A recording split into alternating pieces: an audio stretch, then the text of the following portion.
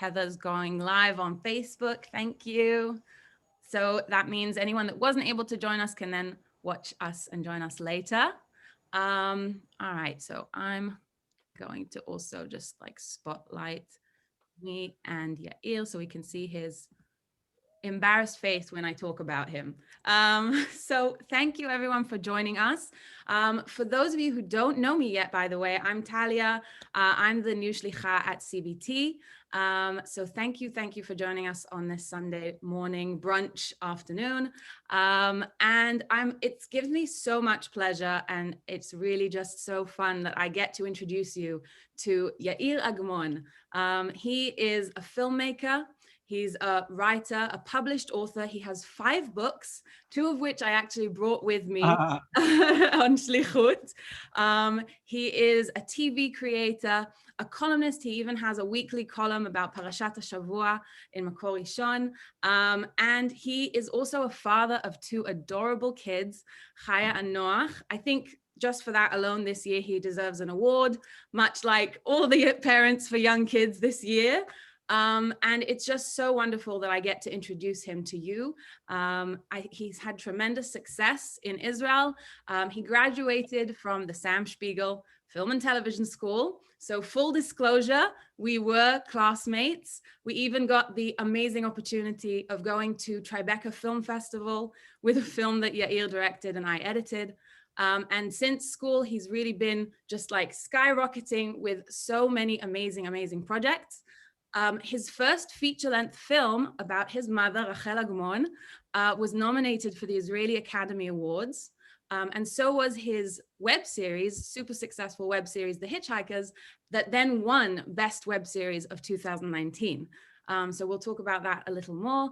He's had so many amazing projects, documentary web series, feature films, and of course, the new film that I mentioned to you all, Like a Beating Heart, that, believe it or not, has been just screening online. And that is, I think, something just so spectacular that this time has brought change and brought opportunities for films to be shown all over the world, really. So with that, I hope you can give a round of virtual applause to Yair. There's so many things that I feel we can talk about today. So I've tried to narrow it down to the most sort of relevant and interesting things that I hope will interest everyone. My first question is, after school, I know that in our film school and in general in this industry, usually the main goal is to do fiction films. So, and documentary kind of gets pushed aside. It's not really in the mainstream. So what made you decide after school to pursue documentary films? Okay. Hi. Also, yes, hi, welcome. Yeah, thank you, Talia. I want to apologize because from what Talia said, you probably think that I'm a smart guy, but my English is so poor. And after this horrible year, I didn't fly at all. So I'm really apologize. I'll try my best. And Talia hopefully will help me. I'm used to it. I'm here to help. But I'm happy to be here, and thank you for this talk. And you can ask me everything you want in the chat, and I'll try to answer. Or Talia maybe answer with her English. But for your question, actually it's a nice story because in the last year of our film school, our weird manager Renan have some, I don't know how to call it. He just sit with every student 2 hours, and together you and the manager, who is a bit of a frightening guy, you just watch together all of the projects you directed during these 5 years. It's 5 years of studying. From the last film, the graduation film, till the first targil. How you say targil, Talia? Exercise. It was like a short exercise you do in the first year. And then Renan, the manager, is like talk with you about the way you had in the school. And in this conversation, Renan said to me a very weird thing, because he watched something I directed in the first semester, in the first year, about my parents that have a crazy story. My mom and my dad. I have a weird story.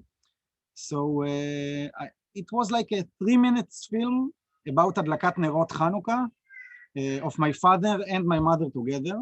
My mother met him on a hitchhike when he was married guy with 6 kids, and she was like a single religious kibbutznikit, very Ashkenazic, and my father is from Iraq, Kurdish. It's a weird love story. And Renan said to me, listen, my friend, even though you were in Tribeca and even though you have amazing diploma film, this little exercise is the best. And I'm like, I was shocked. And in that minute, I had the idea to make a big film about my parents. And from this day, I realized that I have like the passion of being a documentary filmmaker.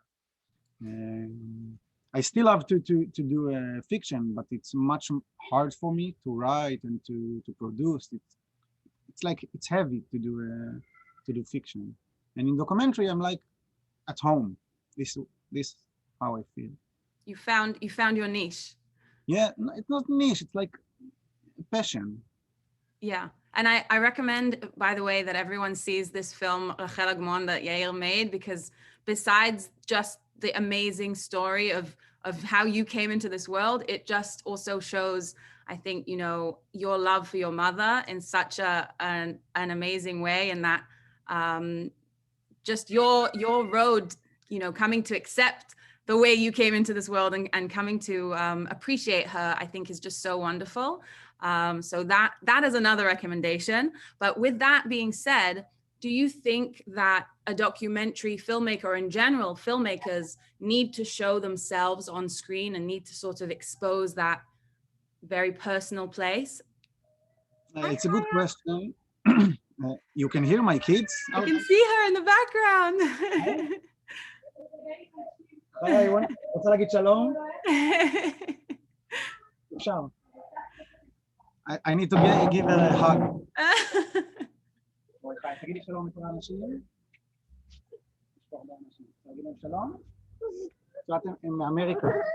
תגיד להם שלום. רואה שהם עושים לך שלום? רואה? עכשיו אני צריך לדבר איתם, בסדר? איזה חמודה.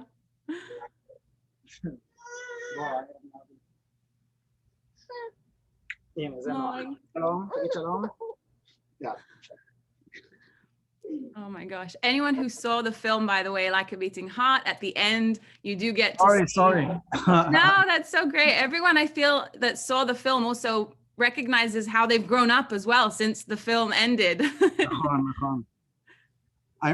I love them now because the kindergarten got back.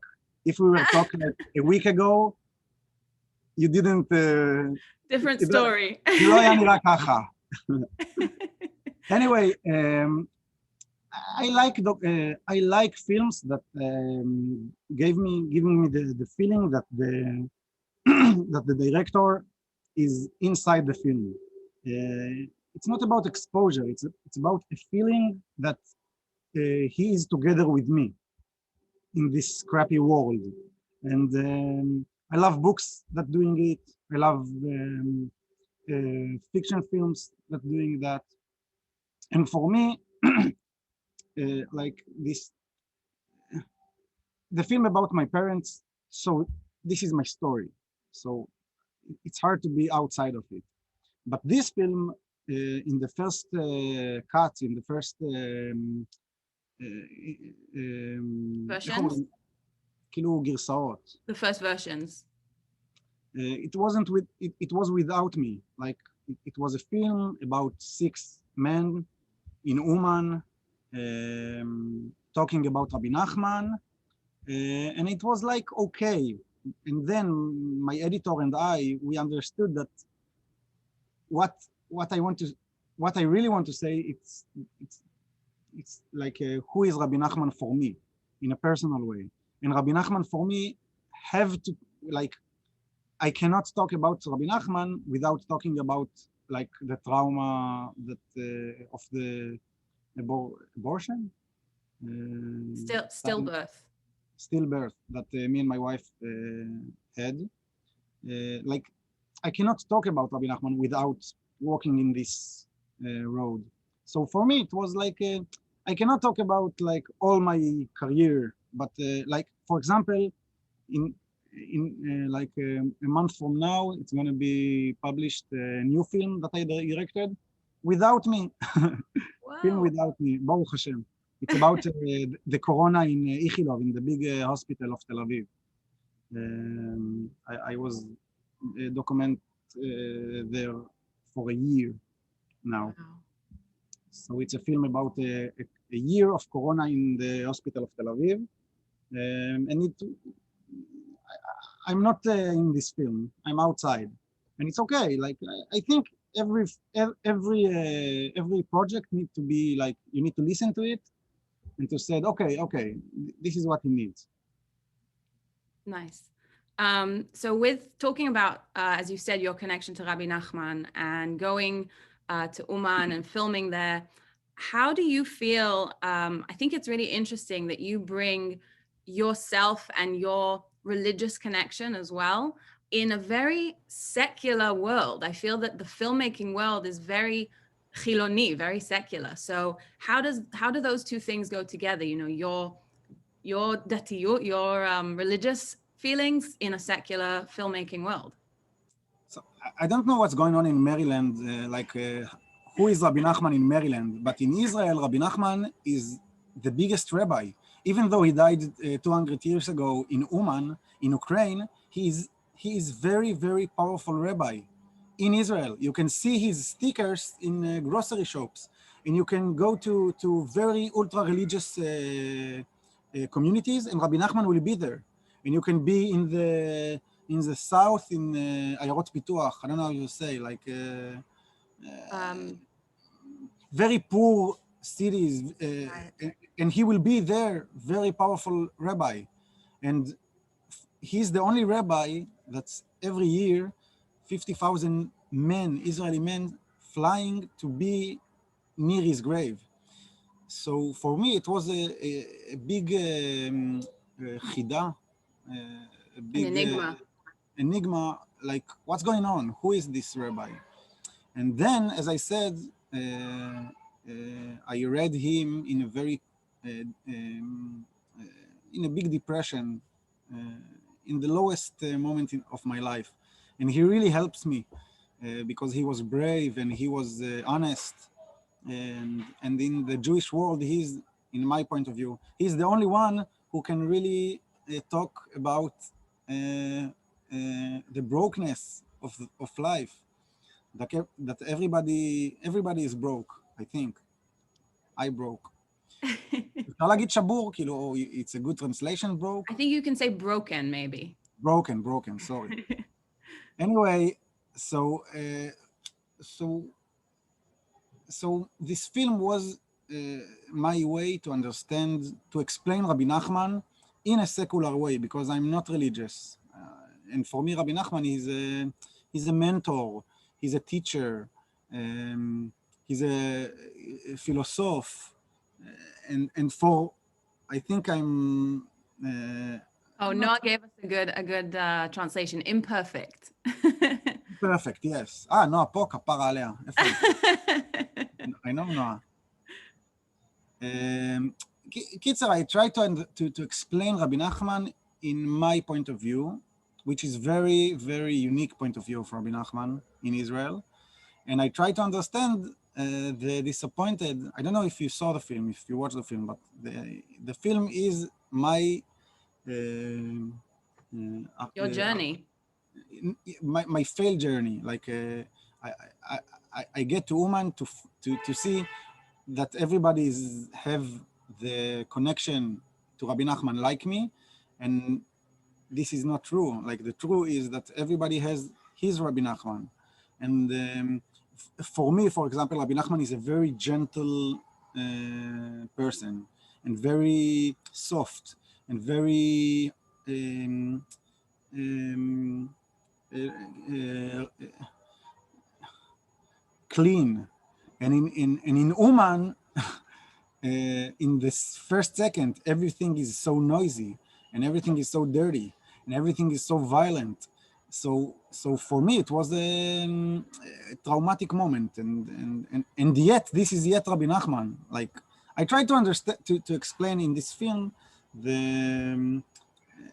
like the deal of Rabbi Nachman. You have this side, you have this side, and I think it's a very Israeli spiritual phenomena of Israel. I don't know. Right, and it also shows those polar opposites in that we have in Israel as well. Yeah.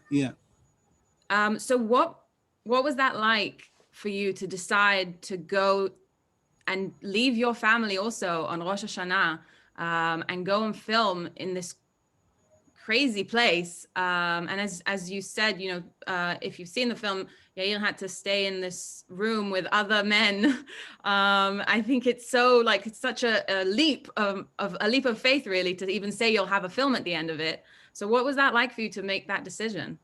Actually, this film wasn't like supposed to be this film because I was in my way to making a documentary series about Rabbi Nachman. 3 episodes, historical stories, like a very big project. And then during the work on this project, during the development of it, it was Rosh Hashanah. It was like this crazy event. And I said to myself, okay, let's go to Uman. I didn't came to Uman to make a film about Uman. I was in the middle of the process of understanding my big project of Rabbi Nachman. And then I took a friend who also was in our class, and he is a very gay person and very not religious person and very hate ultra-Orthodox person.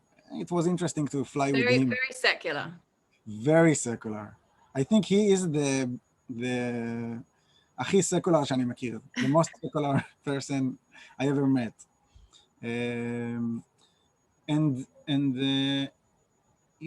the moment we landed in Kiev, I suddenly understood that this is the first time I'm arriving to Rabbi Nachman after the trauma that gave me Rabbi Nachman. So I suddenly understand that I was in a trap that I set up to myself because I started to have איך אומרים התקף חרדה, Talia? Anxiety attack. Yeah, and I was very confused. And I said to Guy, listen, maybe we stay in Kiev. And then we got to Uman, and it was so weird. And we tried to film things. Everything was confused. And in my point of view, during this Rosh Hashanah, I decided to just let it go and fly back to Israel and cancel this whole project of Rabbi Nachman, because it was so hard to me to be there physically. And as if you watch the film, this is not spoiler, we ran out of Uman in the middle of Rosh Hashanah, and it's not cool. This is very religious event. It's like to drive in Mea Shearim. It's very weird. Like the cops didn't understand what we got. The Ukraine cops, they stopped us and they thought that we are I don't know, thieves or something. Wow. Because this is not cool to drive during Rosh Hashanah, during the holiday. And in the moment we landed in Israel after this crazy week, I said to Rabbi Nachman, I said to Guy, listen, maybe it's a film about Uman and about this trip. And I said to the fund that gave me the money, I said to them, I'm out of the project of Rabbi Nachman. And they were very mad on me because it's not cool. But I really felt in all my body that I have no any koach. I have I'm weak person You don't have the strength to deal with it. Yeah.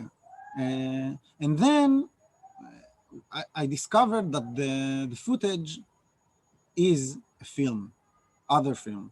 And this is how this project was born. Wow. So in general, and I know I want to sort of also touch on other projects of yours. Do you feel that you're trying to bring to the screen the question of Israeli identity? I feel like that's something I see in a lot of your either your films or your web series. So do you feel that you're doing that? Are you doing that consciously? What is it that you're trying to say about the, the mosaic of the Israeli people? No, I'm not that kind of person that have like the have his way of maybe 10 years from now I will talk about my way. For now, I'm just in my project. I'm trying to make how to say it. Listen, in Hebrew, I'm awesome. You have to really, but in English, I'm not awesome. But it's okay. It's anava, shiur be'anava.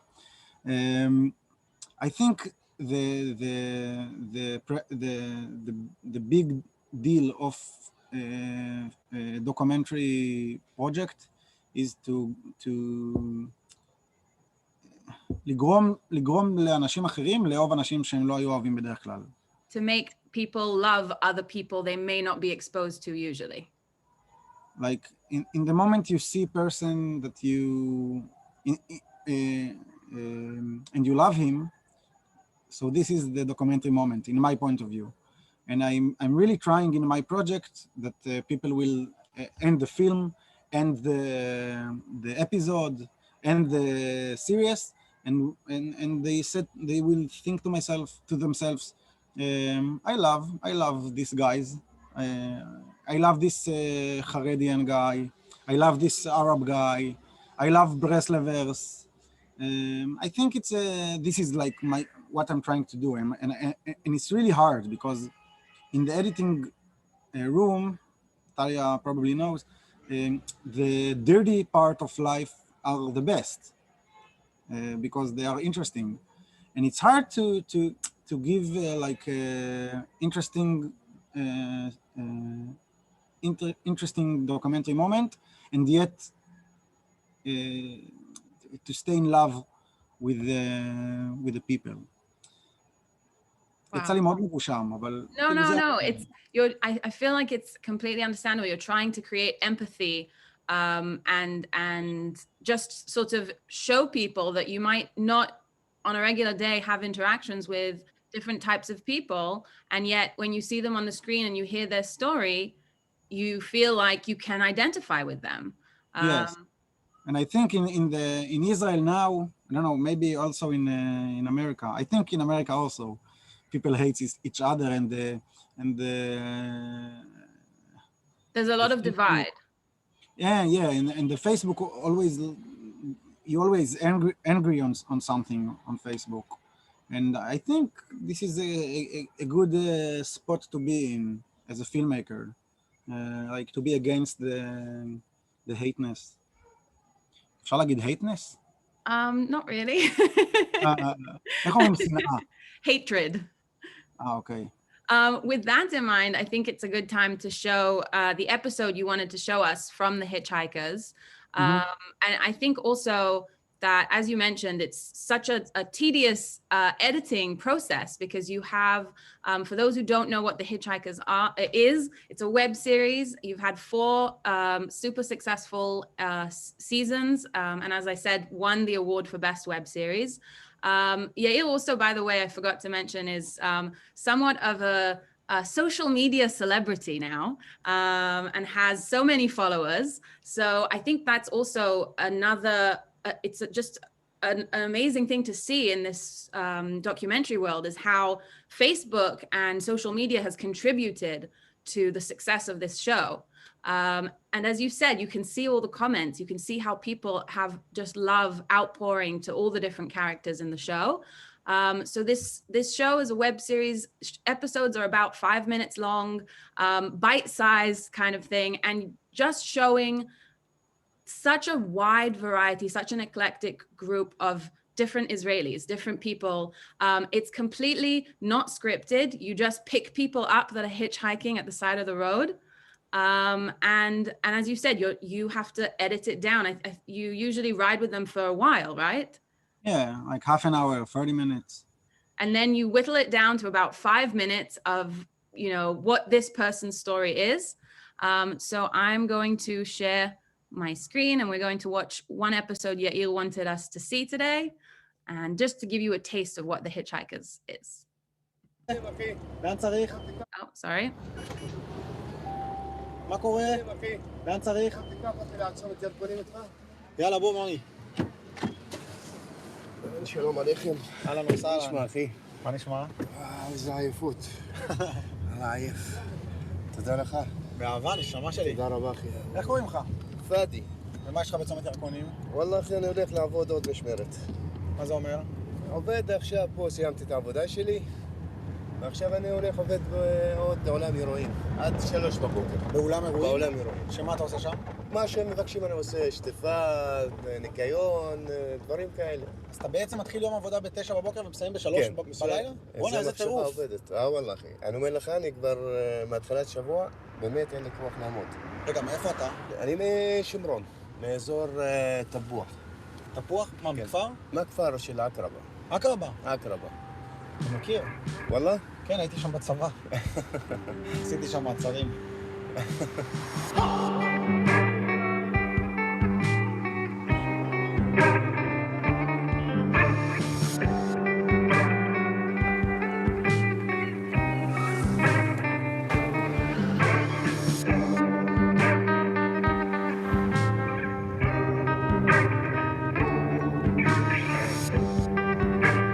אתה לא בבית כל יום? לא, כרגע לא. לפעמים, כל שבוע. מה, פעם בשבוע אתה בא? פעם בשבוע. וכל שאר הזמן אתה לבד? כן. אבל אין מה לעשות, אני חושב על הילדים שלי, על איך אני אגדל אותם, איך אני אעשה להם חיים טובים, יהיה להם כסף, שיתחתנו, שיהיה להם חיים יפים, לא כמו חיים שלי. כל הזמן בעבודה, קריאת תחת, אחי. כמה ילדים יש לך? 3 שיהיו בריאים. אני חולה על קטן, אחי. קטן אני חולה עליו. עמוד אני חולה עליו, אחי. אני אפילו אם אני בעצבים שגעון לאללה בעייפות, אני רק שומע אותו בטלפון, אני רגוע. למה הוא נחמד. איך קוראים לו? חמודי. הוא עכשיו בן 8. תראה לי תמונה שלו. הוא בשבילי משהו אחר. אני מפנק אותו יותר. זו התמונה שלו. אוי, הוא באמת חמודי. כן. הוא שמנמן אבל. מה זה שמן, אחי? זה בן 8 שנים, אחי. שוקל עכשיו כרגע 65 קילו. 65 קילו? 65 קילו. השבוע הזה הוא יתחנן שאני יושב פה. הוא אומר לי, תעשה לי טובה, אל תבוא יום הביתה, תבוא יום שישי, תביא איתך דברים, בזלי, שוקולד, דברים כאלה. למה אני מרגל אותם, אחי? אין לי כמו ילדים, אחי, אין לי כמו משפחה. נגיד הגדולה ילדה בת 16. אוקיי, איך קוראים לה? נגם. שזאת מסכנה סובלת עם מחלת עצמות. בחייך. בגיל יום בא לי ככה. זאת מסכנה אולי נשברה מעל 100 פעם, 150 פעם. מה, היא על גבס כל הזמן? היא עברה בערך 7-8 ניתוחים. הייתה נשארת לפעמים 6 חודשים עם גפס. בקיץ הייתי נשרף הלב שלה לאחי. הייתה אומרת לי, קח את הכפית, תגרד לי פה, תכניס בתוך הזה, תגרד לי את הרגל. וואי, קשוח. וואלה אחי, אתה יודע, זה שובר את הלב, אתה מבין? ואני כל הזמן חושב עליה, יעני, הלך עליה, לא תתחתן, לא זה, לא... איזה לא תתחתן? ברור שתתחתן. לא יודע, אולי אני חושב ככה. בוא נקבל את טוב, פאדי. אינשאללה אחי, אינשאללה.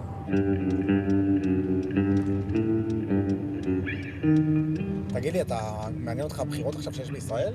זה לא מעניין אותי, מעניין אותי הכי חשוב להיות שקט, להיות עובדים, באים, נכנסים, חוזרים הביתה.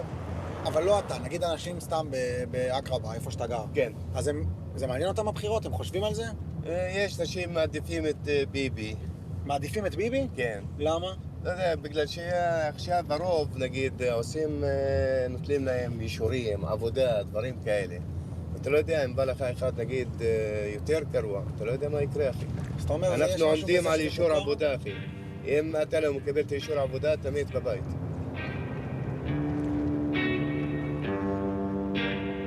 ומה החלום שלך? החלום שלי, שאני אגדל את הילדים שלי, ואני אראה אותם נגיד מתחתנים, כל אחד יש לו בית, חיים טובים, חיים יפים. אנחנו כבר הולך עלינו, אחי. הזדקנו, זהו. זה עכשיו הימים של הילדים שלנו. אתה ממוקד בחמודי. פאדי, אתה חמוד. אני נשמחתי איתך, אחי. באלוהים אני נשמחתי. איזה נעים לי מאוד. שאני נפגש עם נשים כמוך ככה, הלב שלי נשמע לך רוקד. באלוהים. איזה מתוק אתה. יאללה, פאדי. ביי ביי, אח שלי. ביי, נשמה. אחלה ערב, אחי.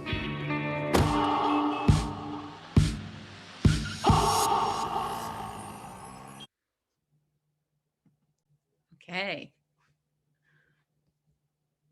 So, first of all, my first question is, do you feel that you're making the series with the Israeli audience in mind, or do you think that you're also making it for an international audience? Has the way maybe that you're approaching the episodes changed since it's had a success? I'm making this project for the Israeli audience, definitely, because I really believe in the power of this small web series. Oh no, I don't like the spotlight. I love to. Okay. I'll add myself too. In my imagination, I care about the Israeli society.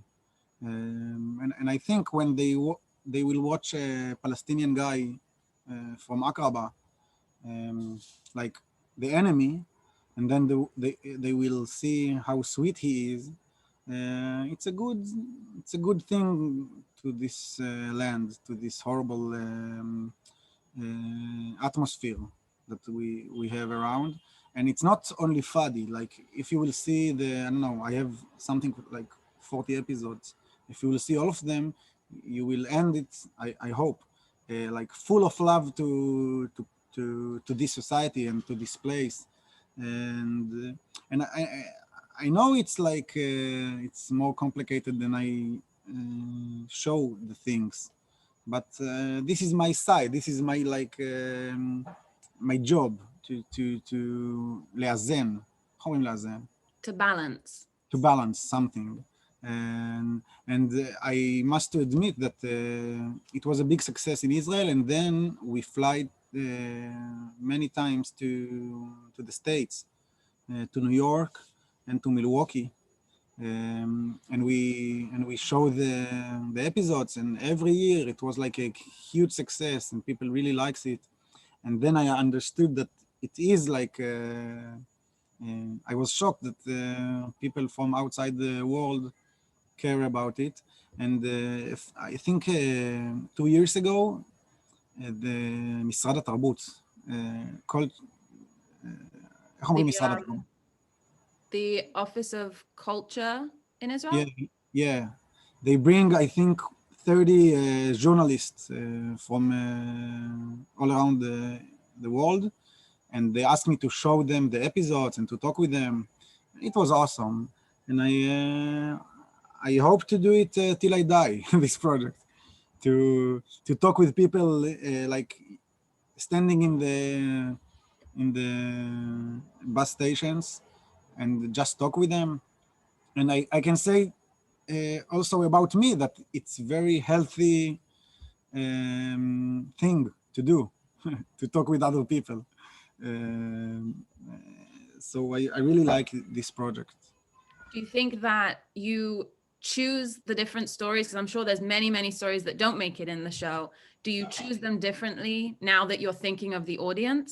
Has that changed over the course of the seasons? No, but for example, the last season, we decided to talk about the youth, like the Israeli young high school kids. And so I just stopped to young people. I had a rule. And for example, we have like, we had a problem that if you will try to pick up the Hitchhikers, you will see that almost all of them are religious. So so I try to balance it, because I try to bring more women. It's really hard to find women in the stations because everybody stopped to them. It's not like I think that's also saying something about, yeah. our society, is that it's not really acceptable for women to hitchhike. It's not No, something. it is acceptable, but they do it very easy. So you need to be. Actually, I'm like a creep in the shooting days, because I'm standing in the crossroads, waiting to see if someone coming to the station, and then yeah, come on, come on, come on. So yeah, that was someone just asked if people know that they're being recorded. So of course they see the cameras. Yeah, it's a big cameras. It's a very big cameras, and they of course they ask what's going on, and I say to them, listen, I'm making a web series about hitchhikers. You don't have to be in it. If you want, I will turn off the cameras. And I discovered that people want to tell their stories. And if you come to them and in a good way, and you said to them, listen, I just want to hear what is your story. So they talk and they give release, and they okay with it. It was a big lesson to me, this project. Yeah. And then also I think it's interesting how you started off the series. The first season was sort of a bit of a guerrilla kind of production. It was just, you, the sound guy behind, and some cameras stuck on the windshield. And then later you got picked up by Khan, which is now the leading broadcast station in Israel. What was that like? Also, they obviously invested in you. Did that change a lot of the production side of it, or not really? Not really. Like production wise, we were good, I think. But the first season, what was unique in the first season, that we were doing it totally alone, and we edited alone, and we invest the money alone, and we pay to musician alone. Everything was like me and my friend Elad. We were doing it all alone. And then when the Israeli broadcast, they had like a big reform there, and they opened the digital part, the digital, I don't know how to say it. Yeah, digital department. Yeah, so they just came to us and said, listen, this is awesome, do it again and again and again and again. And it became a hit, and people now recognized me on the street. And for example, in the last episode, in the last season, people don't ask what is this film, what is this camera. They know, and they are like, oh wow, I'm in it. So that actually, one of the questions in the chat just now was, isn't it a problem that now that it's a well-known project, do you feel like people are less authentic? Is it not, has that not become a problem to find that authenticity? No, because people are people, and if you talk with them in a clean way, and you ask the right questions, and it's like you need to figure out the story. And I have to say that for each episode you can watch, I have 10 meetings, 10 episodes that I didn't edit because they are boring, or they are, I don't know, maybe I have like too much religious people, for example. I have a dream one day when I will be old to take all the Homer Gelem, all the footage? Yeah, and put it together for like, I think it will be like 40 hours of boring conversation with people. Well, it will be the editor's, the director's cut. No, it's not the director cut. It will be like a very boring, I don't know, event. A special project. Another question here is, does Yair feel like he is building bridges between different communities with this series? I think it's a big word, like for me as a filmmaker. I'm not building a bridge. I'm doing my best. It's not a lot, I think. I still believe that this is not the way to solve problems in Israel, a web series. But I'm doing my best, and I hope to I don't know. I think if only one person will change his mind about someone else, it's enough for me. But I don't think it's activistic event or something like that. This is sweet thing I'm doing. Just And putting that's it. people's stories out there. Yeah. Yeah. I have another question about, in general, how has Corona changed everything? How has that affected filmmakers in Israel? I think it's affected filmmakers all over the world, but especially in Israel. And then I know that you actually, to your advantage, used it to screen your new film online. So I guess there's some silver linings, but how has it affected Israeli filmmakers and you? First of all, it's a horrible time in Israel to be a filmmaker. And it's always horrible to be a filmmaker in Israel. But now, this is really horrible. Because there is no money. We have funds that דחו, delayed their קול קורא. Talia, תעזרי לי. So in Israel, most films get funded by the government and by different special funds. And because of everything happening with Corona and the budget, everything has been postponed. Yeah. So they don't actually say, come and submit your scripts and your ideas. They're just saying, we're going to have to wait. Yeah. Anyway, I'm not gonna cry because, for example, if you watch the film about Rabbi Nachman, about Uman, like Beating Heart, so me and my producer, we did something so awesome because this is the story. In Israel, we had like the first wave, אומרים wave על Corona. Yeah. And then everything opened around April, May, June, and I was sure that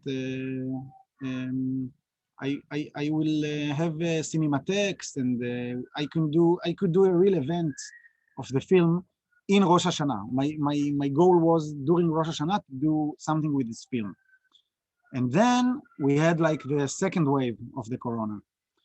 And this was a mess because I was shocked. I was shocked. I was so nervous because I really wanted people to watch it. And my producer said, listen, we can sell tickets online and people will watch it together. And I said to him, listen, that's a bullshit. Nobody will pay money to watch with other people online. It was so weird for me. And we decided to try it. You hear my kids? It's horrible. You can hear them? Just a little bit in the background. It's okay. So we opened like a link to buy tickets online, and we published it on Facebook. And then we had a miracle. What was the miracle? Many people in Israel wanted to fly to Uman in Rosh Hashanah. And the Israeli government tried to stop them. So for, I think, 1 month, 3 weeks maybe, the front page of all the news sites was talked about Uman. Everybody talked about Uman. And it was like the biggest commercial ever for my film because everybody wanted to know what's going on in Uman. So in 1 month, we sell thousands of tickets. Wow. And we הרווחנו כסף, we earned some money in the Corona. And for example, for the first screening, we had like 1,000 viewers, and 1,000 viewers were like many couples and families, and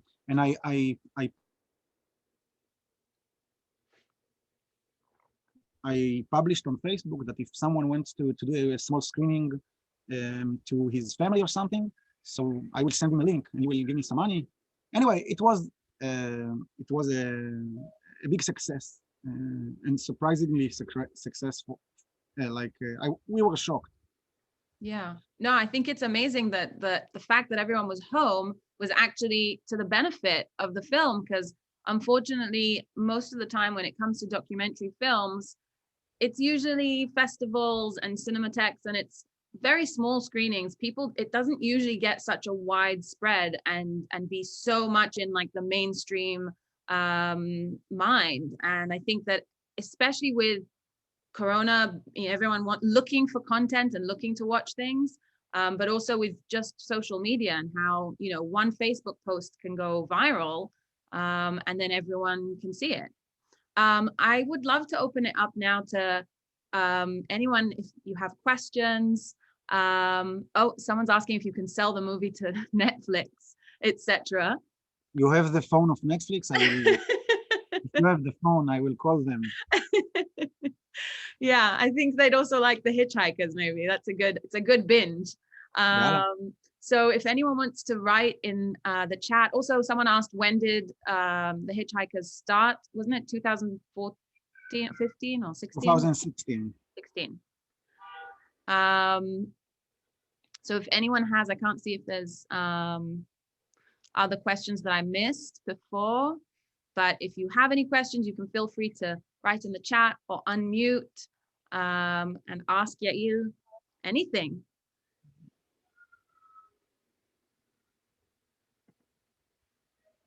Okay, do most Israelis know of Rabbi Nachman prior to the Rosh Hashanah trip? מה זה prior? לפני. No, I think it started, it's a spiritual movement in Israel that it starts from the 90s, and now it's the biggest spiritual movement. I think most Israelis know of the hats and the Breslavim that can stop in the middle of the street and start dancing. I think that's... Yeah, but many celebrities in Israel are very, very connected to Rabbi Nachman. Omer Adam, who is the biggest singer in Israel. Eyal Golan, who is also a criminal, but he is Rabbi Nachman fan. So this is like... זה נהיה קטע כזה. It became something celebrities does, to fly to Uman and to talk about Rabbi Nachman. It's crazy thing. There is a question here which I was going to ask you as well, is how can people view the Hitchhikers and your other movies? Unfortunately, the Hitchhikers was available until recently on YouTube. I checked it, Talia. You need to check it in the Khan channel. So you can see it because you're in Israel, but we can't because it's been blocked. Try it on YouTube or in the... no, so don't try on YouTube. Try in the Khan site. It's not working there as well. I tried. Really? Because for some reason, until recently, it was all available, and suddenly whoever's in the States, the VPN basically gets blocked. So I do know that, first of all, your mother, I think your film, I think I saw Yair Agmon is available to be purchased online. I don't know if you know about it, but there's someone selling the film.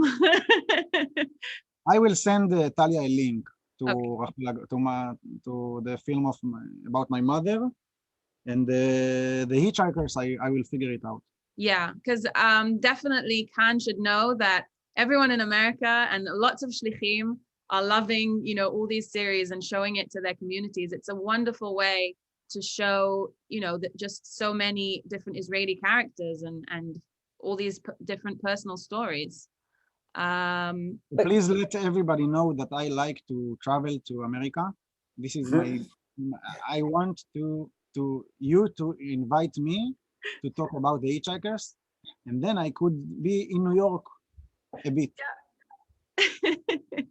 Or Maryland, yeah. Okay. In my way to Maryland. Right. Okay, I do have one last question. If no one else has any other questions, and it's inspired by Yeah. Or Hollywood, of course. So inspired by the last question you always ask your passengers, Yair, what is your dream? Aye. Actually, this year was a crazy year, and it changed everything in my mind. So my biggest dream is to have normal life. Yesterday, I thought how I miss uh, coffee. Not like coffee, but the whole bullshit of waiting to the waiter and the ashulchan, the table is moving, and you want to pay, and you're like, excuse me. I miss it. Anyway, my dream is really very simple dream to have a normal life with my family, and everybody will be healthy. And I have no big big שאיפות. איך אומרים שאיפה?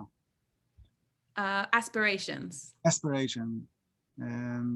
Just to be like healthy with my family. I'll take this. There is a question that connects to this. Is there a theme that you hear with the other passengers' dreams? Like, is there something that you hear a lot? It's not a theme, but I think many people are disappointed from their lives. Like I discovered that this is most of the time it's a sad question. I don't know if this is the answer, but many people are it's complicated, this question. It's complicated for them to answer. So it's a loaded question to begin with. Yeah, but not in a good way, many times. Well, trying to go back to the happy note of your dream of having a happy and healthy life. I think we all wish for that, and I think we all wish for you to have that as well.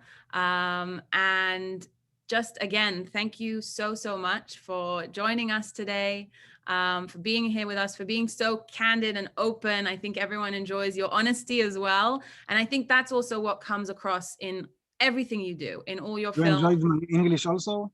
And we enjoyed your English. As I said, I think, you know, they're used to, my community is used to my non-Israeli English, right? So it's nice to have, for a change, someone who sounds very Israeli. And I really... What?